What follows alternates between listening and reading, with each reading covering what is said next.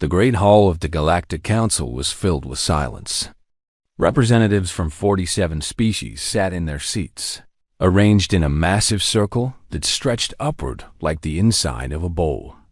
Lights floated above them, casting soft blue shadows across faces that looked nothing like each other. Some had scales. Some had feathers. Some had no faces at all. At the center stood High Arbiter Farthest, his tall gray body wrapped in ceremonial robes. His 4 eyes moved slowly across the assembly. When he spoke, his voice carried to every corner of the chamber. "We must address the human problem," he said. The words hung in the air. Several representatives shifted in their seats. Others leaned forward with interest. 50 cycles ago, we welcomed humanity into galactic society, Farthest continued. They were primitive then. They had barely reached their own moon. We believed they would learn their place among us. We believed they would submit to council guidance as all species do. He paused and let his words sink in. We were wrong. A holographic display appeared above him, showing a blue and green planet spinning slowly in the darkness of space. Earth, around it. Dozens of stations and ships moved in careful patterns. The image expanded to show human colonies on Mars, on moons, on distant worlds. In 50 cycles, humans have expanded faster than any species in recorded history, Farthest said. They have built weapons we do not fully understand. They have refused to share their military technology with the Council. They have ignored our requests and rejected our oversight. Ambassador Kryn, a being with smooth purple skin and large dark eyes, raised one slender hand. High Arbiter, the humans have broken no laws. They have traded fairly and honored their agreements. They have followed the letter of our laws while ignoring their spirit, Farthest replied sharply. They smile and talk of friendship while building fleets in secret. They speak of peace while training soldiers. Do you not see what they are doing? The chamber erupted in whispers. Representatives turned to each other, discussing in low voices. Councillor Mevin, whose people resembled tall birds with golden feathers, spoke up. What do you propose, High Arbiter? Farthest straightened his robes. I propose Directive 7 Alpha. Earth must surrender control of its military forces to Council oversight. They must accept a Council-appointed governor to manage their expansion. They will be limited to 3 star systems, no more. And if they refuse? Mevin asked. They will not refuse, Farthest said coldly. They are young. They are alone. They have no allies among the stars. When they see our fleet in their sky, they will understand their position. The vote was held. 41 species voted in favor. 6 voted against. Directive 7 Alpha passed into law. Ambassador Kryn was chosen to deliver the ultimatum. He departed that same day, his ship cutting through space toward a small world that had no idea what was coming. On Earth. It was morning in Geneva when the message arrived.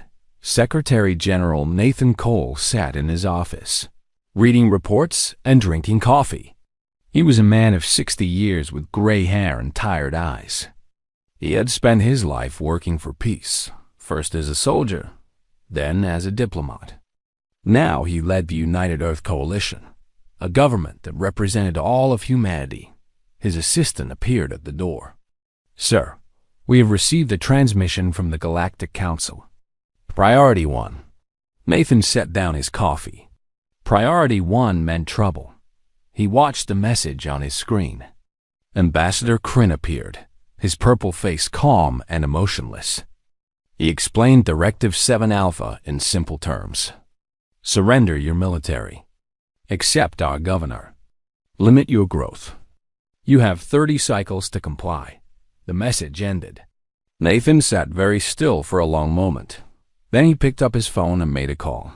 Within hours, Earth's most powerful leaders gathered in a secure room beneath the city. They came from every nation, every background. They sat around a long table, and watched as Nathan played the message again. When it finished, the room was silent. "This is an outrage," said one leader. "They cannot do this." "They believe they can," Nathan replied quietly. "And they have the ships to try." Lisa Monroe, Earth's chief diplomat, stood and walked to the window. She was a woman in her 40s, with sharp eyes and a calm voice. She had spent 20 years negotiating with alien species. She knew how they thought. "The Council fears us," she said. "They have feared us since they first saw our world. A planet with earthquakes and storms and predators. A species that survived ice ages and wars and diseases. They call Earth a death world. They call us death worlders." She turned to face the room. "They expected us to be grateful when they made contact. They expected us to bow. Instead, we looked at their technology and said thank you. We will make our own." "So, what do we do?" asked another leader. "We cannot fight the entire galaxy." Daniel Carter spoke for the first time. He was the commander of United Earth Defense, a man with a soldier's build and a scientist's mind. He had spent his career preparing for a day he hoped would never come. "We do not need to fight the entire galaxy," he said. "We only need to show them that fighting us would cost more than they are willing to pay. Is that possible?" Nathan asked. Daniel smiled, just slightly. "Mr. Secretary, there are things about our capabilities that the Council does not know. Things we have kept hidden. If they want to test us, they will discover why humans have survived everything our universe has thrown at us." Nathan looked around the room. He saw fear in some faces, anger in others. But beneath it all, he saw something that made him proud. He saw determination. He saw the stubborn refusal to surrender that had carried humanity through countless dark moments. "Then we have a decision to make," Nathan said. "Do we kneel? Or do we stand?" One by one, the leaders answered. The vote was unanimous. Humanity would stand. Nathan nodded slowly.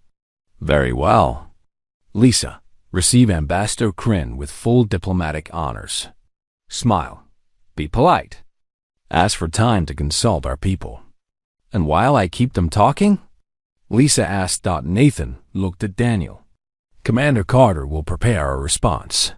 Far above Earth, hidden among asteroids and moons, human ships waited in silence. Their crews did not know why they had been placed there. They did not know about the Council's ultimatum. But they were ready. They had always been ready. In the darkness of space, humanity held its breath and waited for what would come next. Ambassador Kryn's ship descended through Earth's atmosphere on a bright summer morning.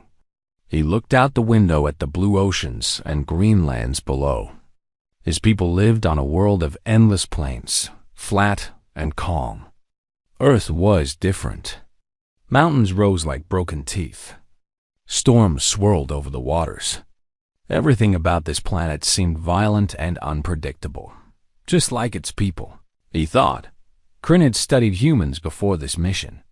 He had read the reports from Council observers who had watched humanity for the past 50 years.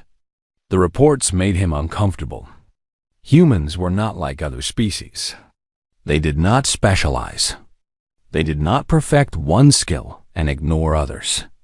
Instead, they tried to master everything at once. They were scientists and artists and warriors and farmers. They built beautiful things and terrible things with equal passion. Most troubling of all, they refused to know their place. The ship landed in Geneva, and Lisa Monroe was there to greet him. She smiled warmly and shook his hand in the human fashion. Her grip was firm but gentle. Her eyes showed nothing of what she was thinking. "Ambassador Kryn," she said, "welcome to Earth. I hope your journey was comfortable." "It was adequate," he replied. "I trust you have received the Council's message." "We have," Lisa said, "and we are grateful for the opportunity to discuss it. Please, let me show you to your quarters. You must be tired." Kryn frowned slightly. He had expected anger. He had expected fear. Instead, this human woman acted as if he had come for a friendly visit. It was unsettling. "I am not tired," he said. "I wish to discuss the directive immediately." Lisa's smile did not waver. "Of course. But surely you would like to rest first. Earth's gravity is slightly stronger than you are accustomed to. And we have prepared a wonderful meal for you. Our chef has studied your dietary requirements." Against his better judgment, Kryn agreed. The humans led him to a beautiful building overlooking a lake. They fed him strange but delicious food. They asked him polite questions about his home world. They treated him like an honored guest rather than the bearer of their doom. Hours passed. Then days dawned every time Kryn tried to discuss the directive. Lisa found a reason to delay. There were cultural ceremonies to attend. Important leaders who wished to meet him. Tours of human cities and monuments. The humans seemed determined to show him everything about their world. What Kryn did not know was that every delay was intentional.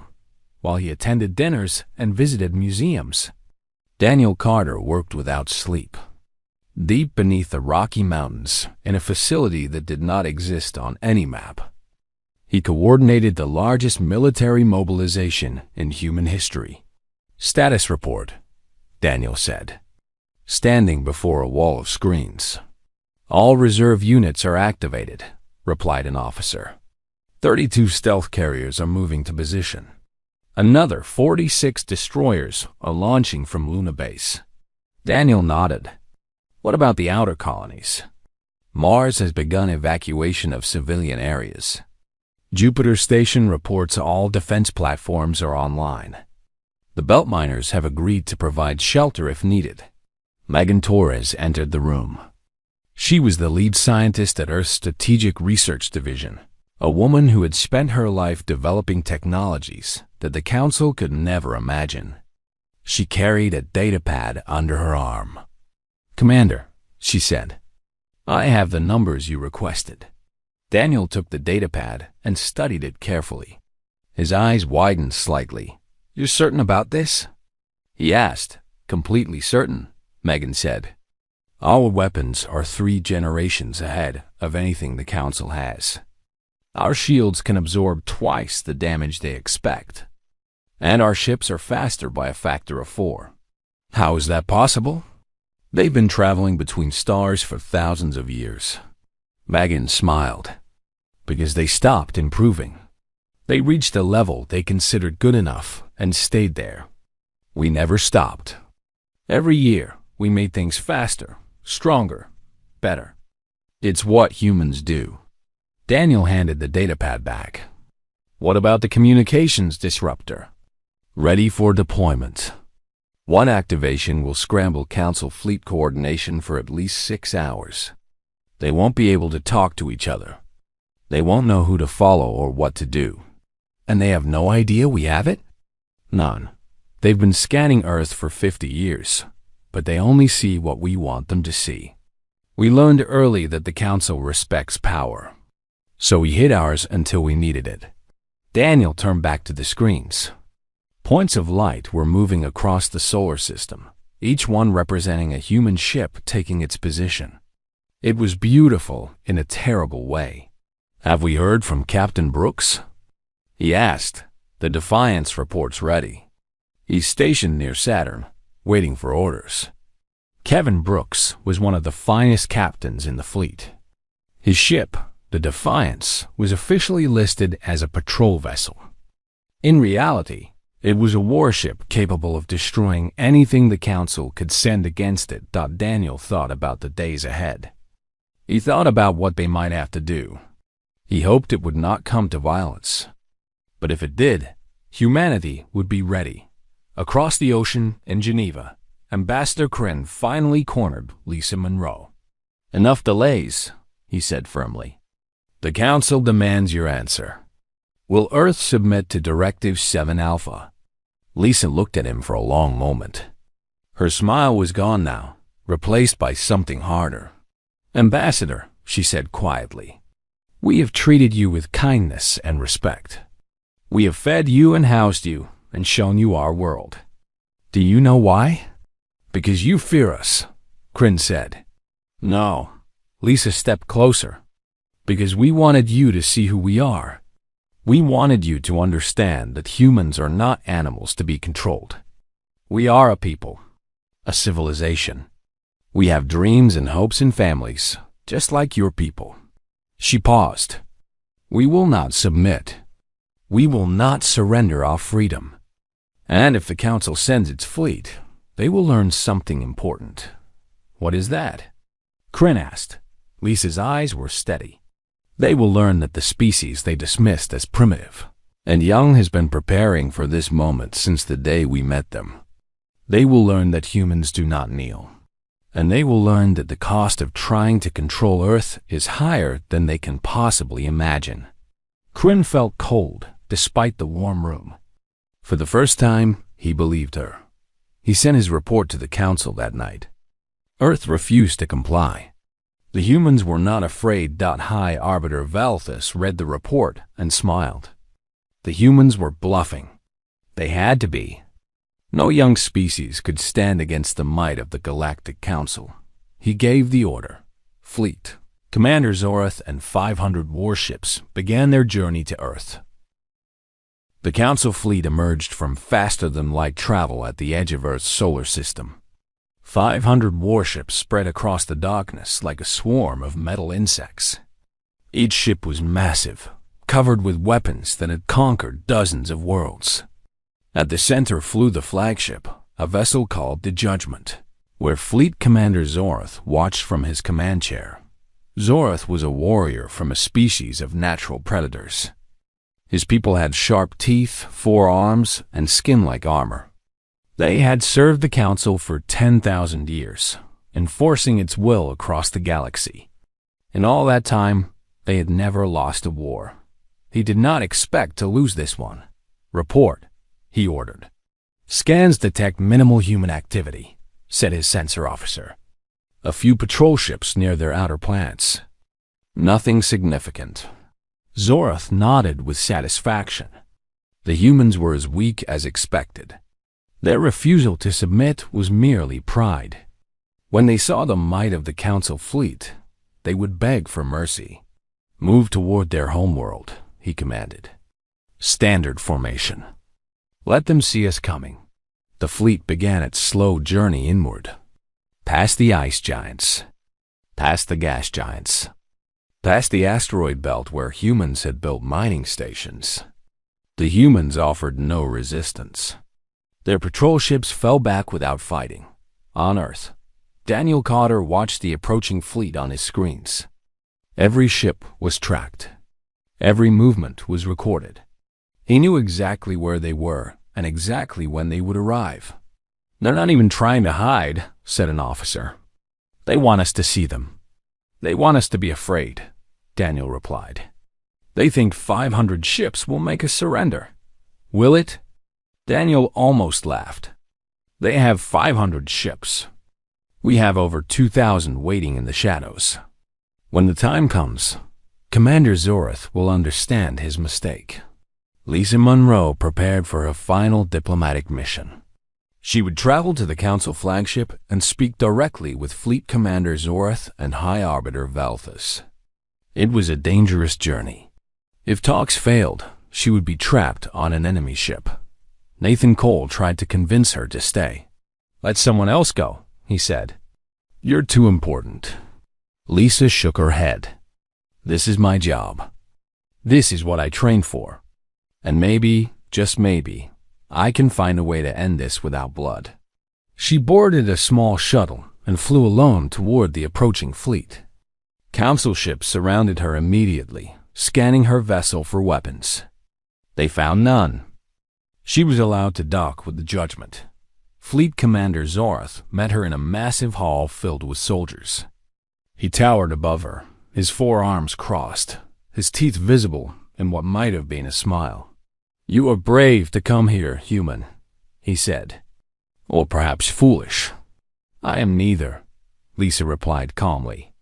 I am simply a diplomat doing her duty. May I speak with High Arbiter Valthus? A hologram flickered to life beside Zorath. Valthus appeared, his 4 eyes studying Lisa with cold interest. "I am here," he said. "Speak your piece." Lisa took a deep breath. "The United Earth Coalition rejects Directive 7 Alpha. We will not surrender our military. We will not accept a governor. We will not limit our growth. These terms are unacceptable." Valthus made a sound of disgust. "Then you have come to waste our time." "No, I have come to offer different terms." Lisa pulled out a data pad. "We propose mutual respect between Earth and the Council, equal standing in galactic affairs, free trade and open borders, a partnership instead of a master and servant." Zorath laughed, a harsh barking sound. "You think you can bargain with us? Look outside, human. Look at our fleet. You have nothing to bargain with." "We have more than you know," Lisa said quietly. Valthus leaned forward in his hologram. "This is your final answer? You reject the directive?" "We do. And we ask you to withdraw your fleet peacefully. There does not need to be war between us." "There will be no war," Valthus said coldly. "There will only be your submission. If you will not give it willingly, we will take it by force. Commander Zorath, escort this human back to her shuttle. Then move the fleet into position around Earth. Nothing enters or leaves until they obey." Lisa was seized by guards and marched toward the docking bay. But before she left, Counselor Mevin appeared beside her. "I am sorry," Mevin whispered. "I argued against this. Not all of us want this conflict." "I know," Lisa said. "When this is over, remember that. There will need to be voices for peace." She returned to her shuttle and flew back toward Earth. As she traveled, she watched the Council fleet spread out behind her, taking positions around her homeworld like a net. Nathan Cole was waiting when she landed. "How did it go?" "As we expected," Lisa said. "They refused. They're moving to blockade Earth." Nathan closed his eyes for a moment. Then he opened them with new resolve. "Then we have no choice. Daniel, it's time." Deep beneath the mountains, Daniel Carter gave the order he had hoped never to give. "All units, activate. Operation Silent Thunder begins now." Across the solar system, human ships powered up their engines. They emerged from behind moons and asteroids. They rose from hidden bases on dead worlds. They dropped their cloaking shields and revealed themselves to Council sensors. On the Judgment, Zorath's sensor officer made a choking sound. "Commander, we are detecting contacts." "How many?" Zorath demanded. The officer's hands trembled. 2,000. "No, more. They are everywhere, Commander." "They were hiding?" "We flew right past them." Zorath stood slowly from his command chair. He walked to the main window and looked out at the stars. Human ships filled his vision. They were smaller than Council vessels, but there were so many of them. And they were positioned perfectly, surrounding his fleet from every direction. A communication came through. Daniel Carter's face appeared on the screen. "Fleet Commander Zorath," Daniel said. "I am Commander Daniel Carter of United Earth Defense. Your fleet is surrounded. Your retreat path is blocked. I am asking you, one soldier to another, to stand down. No one needs to die today." Zorath's pride burned hot. "You think your numbers frighten me? Council weapons are superior. We will destroy you." "Your weapons are not superior," Daniel replied. "They haven't been for a long time. You just didn't know it. Please, Commander, don't make us prove it." Zorath ended the communication and turned to his crew. "All ships, battle positions. Target the largest human vessels. We will show these primitives what happens when they challenge the Council." The first shot was fired, and everything changed. The Council flagship fired first. A beam of blue energy shot across space toward the nearest human ship. On any other day, Against any other enemy, it would have been a killing blow. The human ship did not die. Its shields flared bright white as they absorbed the energy. The ship wobbled slightly, then steadied. It returned fire with 3 precise shots that struck the attacking Council vessel. The Council ship's shields collapsed instantly. Its engines went dark. It drifted helplessly, disabled but not destroyed. Fleet Commander Zorath stared at his tactical display. "Impossible," he whispered. "All ships, open fire," he ordered. "Destroy them all." 500 Council warships attacked at once. The space around Earth filled with weapons fire, explosions, and burning debris. It was chaos, but the chaos was not equal. Human ships moved like nothing Zorath had ever seen. They were faster, more agile, impossible to track. They dodged weapons fire that should have hit them. They struck from angles that should have been impossible. And their weapons cut through Council shields as if they were made of paper. On the bridge of the Defiance, Captain Kevin Brooks commanded his crew with calm precision. His ship weaved through the battle, engaging Council vessels one after another. "Target their weapon systems," he ordered. "Disable, don't destroy. These are soldiers following orders, not monsters." His weapons officer hesitated. "Sir, they're trying to kill us." "I know, but we're better than this. Show them what humans really are." The Defiance struck 3 Council ships in rapid succession. Each one was left drifting and helpless, but alive. Kevin's crew worked together like parts of a single machine, anticipating each other's thoughts, covering each other's weaknesses. This was what made humans dangerous. Not their weapons, not their ships, their ability to work together, to adapt, to change tactics in an instant. The Council species were good at following orders. Humans were good at thinking. 30 minutes into the battle, Daniel Carter gave his next command: activate the disruptor. On a small ship hidden among the human fleet, Megan Torres pressed a button. A pulse of energy spread outward in all directions. It was invisible. It made no sound, but its effect was immediate. Every Council ship lost communication with every other. Council ship, Zorath's tactical display went dark. His crew scrambled to restore it, but nothing worked. He could not talk to his captains. He could not coordinate his fleet. Each of his ships was suddenly alone. "What is happening?" he demanded. "Unknown interference, Commander. We cannot identify the source." Human ships struck with renewed fury. Without coordination, the Council fleet fell apart. Some ships tried to retreat but flew into human formations. Others tried to attack but found no allies beside them. Panic spread through crews that had never known defeat. On the Judgment, Zorath watched his fleet crumble. Ships drifted past his windows, dark and silent. His proud armada was being torn apart, and there was nothing he could do. A new message appeared on his screen. Kevin Brooks looked at him from the bridge of the Defiance. "Fleet Commander, this is Captain Kevin Brooks. Your fleet is defeated. Half your ships are disabled. The other half are surrounded. Please order a surrender. I give you my word that all prisoners will be treated with honor." Zorath's pride screamed at him to fight, to die with glory rather than surrender to primitives. But he looked at his crew. Young officers who had families. Soldiers who had trusted him to lead them to victory. He had failed them. The least he could do was save their lives. "All ships," he said heavily. "Stand down. We surrender." The battle ended as quickly as it had begun.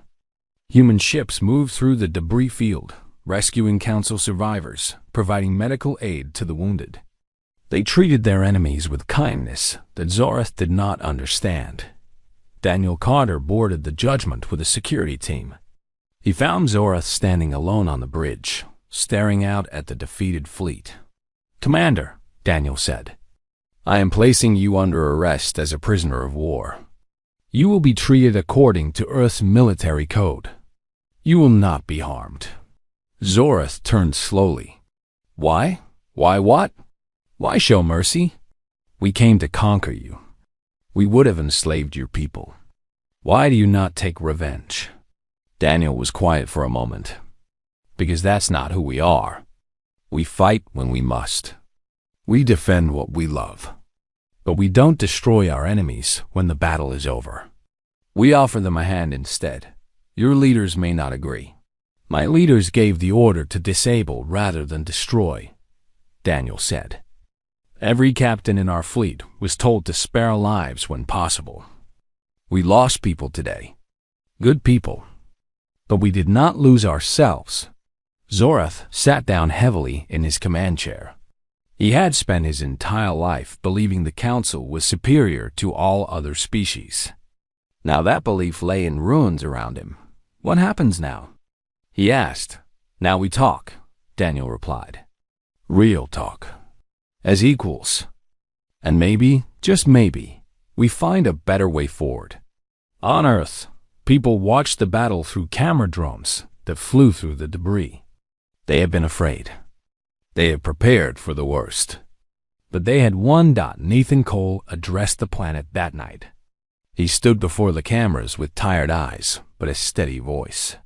Today, humanity faced a test. The Galactic Council believed they could control us. They believed we were weak. They were wrong. He paused. But our victory means nothing if we become what we fought against. We did not seek this conflict. We did not want it. And now that it is over, we must show the galaxy that humans fight not for conquest, but for freedom. Not for revenge, but for justice. We will not occupy council worlds. We will not demand tribute. Instead, we will offer something the council has never offered its subjects. We will offer partnership, respect, a future built together. The message was transmitted across the galaxy. Species that had lived under council rule for thousands of years heard it. Some dismissed it as lies. Others wondered if maybe, just maybe, these strange creatures from a death world meant what they said. On the Judgment, now captured and held in Earth orbit, Zorath listened to the broadcast. He thought about everything he had been taught, everything he had believed. Perhaps, he thought, he had been wrong about more than just human weapons. Perhaps he had been wrong about humans entirely. 1 month after the battle, the Galactic Council assembled for an emergency session. The Great Hall was quieter than usual. Representatives who had voted confidently for Directive 7 Alpha now sat with their heads down, avoiding each other's eyes. The smell of fear filled the chamber. High Arbiter Farthest stood at the center, but he did not speak. He could not. His authority had been shattered with his fleet. The massive doors at the entrance swung open. Lisa Monroe walked in, followed by Nathan Cole and Daniel Carter. Behind them came a dozen human diplomats and officers. They walked with calm confidence to the speaking platform. Whispers spread through the chamber. Many representatives had never seen humans in person before. They were smaller than expected, softer looking.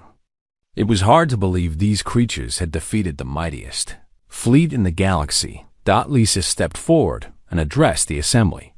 Her voice was clear and strong.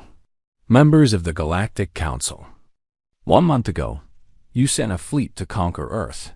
You believed you could control humanity through force. You believed we would kneel. She paused and looked around the chamber. We did not kneel. Your fleet is captured. Your soldiers are our prisoners. By the laws of war that you wrote, Earth now has the right to demand anything we want from you. Fear rippled through the assembly. Several representatives looked ready to flee. But we are not here to demand, Lisa continued. We are not here for revenge. We are here to offer something better. She activated a holographic display. It showed a document titled The New Compact. For thousands of years, the Council has ruled through fear. You conquered weaker species and forced them to obey. You told them this was the natural order. The strong command, the weak submit. Lisa shook her head. Humans believe in a different way. We believe that true strength comes not from conquest, but from cooperation. Not from domination, but from partnership. We believe that every species, no matter how young or small, deserves respect and freedom. She gestured to the document. The new compact offers a new path. Equal membership for all species, including humanity. Protection for weaker worlds against aggression. Free trade and open communication. Decisions made together, not forced from above. High Arbiter Valthus finally found his voice. This is ridiculous. You expect us to abandon everything we have built? To give power to primitives and peasants? Daniel Carter stepped forward. Let me ask you something, High Arbiter. When your fleet attacked us, how many of your ships did we destroy? Valthus was silent. I will tell you, Daniel said. None. We could have killed every soldier in that fleet. Instead, we disabled their ships and saved their lives. We gave medical care to the wounded. We fed the hungry. We treated prisoners with dignity. He pointed at Valthus. Your council would have burned our cities and enslaved our children. We won the battle and offered mercy. That is the difference between us. And that is why the galaxy needs change. Councilor Mevin rose from her seat. Her golden feathers caught the light as she moved to stand beside the humans. I have studied these humans, she said. I have read their history. They have made terrible mistakes. They have fought wars among themselves. They have done cruel things. She turned to face the other representatives. But they have also done something remarkable. They have learned. They have grown. They have looked at their darkest moments and chosen to become better. This is a species that once enslaved its own kind, and then fought a war to end that slavery. A species that once threatened to destroy itself with weapons, and then chose peace instead. Mevin pointed to Lisa. This woman came to our flagship alone and unarmed. She offered peace when she could have hidden behind her fleet. This is courage. This is wisdom. And this is what the galaxy needs. Other representatives began to murmur. A few nodded in agreement. The fear in the chamber slowly transformed into something else. Hope. Nathan Cole spoke for the first time. We are not asking you to trust us blindly. Trust must be earned. We are asking only for the chance to earn it. Work with us. Let us show you what humans can be when we stand beside our friends instead of against our enemies. The debate lasted for hours. Valthus argued against the new compact with increasing desperation. But his support crumbled with each passing minute. Species that have been silent for centuries finally found their voices. They were tired of living in fear. They wanted something new. When the vote was finally held, 43 species voted in favor of the new compact. Only 4 voted against. Valthus was removed from his position. Mevin was chosen as the new High Arbiter. Lisa Monroe became the first human to serve on the Reformed Council. As the session ended, Fleet Commander Zorath was brought before the assembly. He had been held on Earth as a prisoner, treated well but kept under guard. Now he stood in chains, waiting to learn his fate. Lisa approached him. Fleet Commander, the new compact includes a provision for amnesty. Soldiers who followed orders in good faith will not be punished. You are free to return to your people. Zorath stared at her. You would release me? After I tried to destroy your world? You followed orders from leaders who lied to you, Lisa said. You believed you were doing right. And when the battle was lost, you surrendered to save your crew. That took courage. She unlocked his chains. Go home, Commander. Tell your people what you saw here. Tell them that humans are not the monsters the Council claimed. And if you ever want to return as a friend, you will be welcome. Zorath stood frozen for a long moment. Then he did something no one expected. He placed his 4 hands over his chest in the traditional gesture of deep respect among his people. "I will tell them," he said quietly. "I will tell them everything." 1 year later, Daniel Carter stood on the observation deck of a space station orbiting Earth.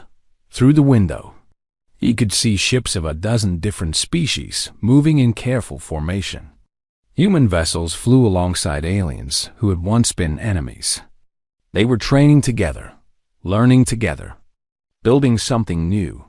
Kevin Brooks was out there somewhere, commanding a joint fleet that patrolled the borders of what people were already calling the New Alliance. He had become a hero to humans and aliens alike, known for his fairness and his courage. Lisa Monroe was away at the council, where she spent most of her time now. She was working on treaties and trade agreements, slowly building bridges between species that had never trusted each other before. Nathan Cole had retired, his work complete. He spent his days reading and walking in the mountains, content in the knowledge that humanity had found its place among the stars. The door behind Daniel opened. A young alien child entered, accompanied by her parent. They were visitors from a world that had recently joined the Alliance.